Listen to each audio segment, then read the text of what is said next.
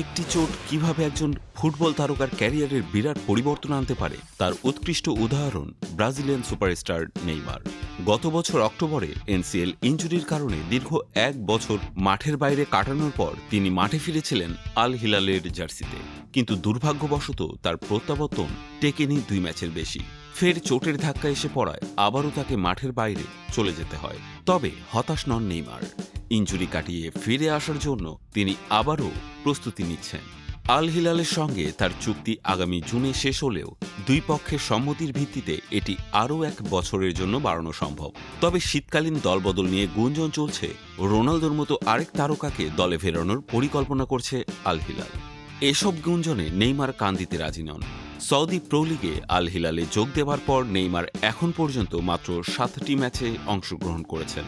সেই সময় একটি মাত্র গোল করেছেন তিনি। ক্লাবটি তার কাছ থেকে বড় পারফরমেন্স প্রত্যাশা করলেও ফিটনেস ইস্যুতে এই আশা পূরণ হয়নি।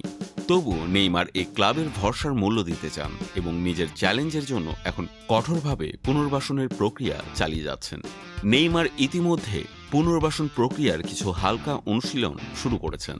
সামাজিক যোগাযোগ মাধ্যমে অনুশীলনের এই খবরটি নিজ ভক্তদের সঙ্গে ভাগাভাগি করেছেন।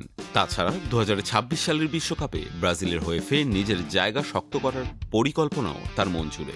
চোট তার পথের বাধা হলেও সে বাধাকে জয় করার জন্য তিনি প্রস্তুতি নিচ্ছেন। এখন তার সামনে বড় চ্যালেঞ্জ আল হিলালের হয়ে ক্লাব বিশ্বকাপে অংশগ্রহণের মতো আসন্ন ম্যাচে নিজের কৃতিত্ব প্রমাণ করা।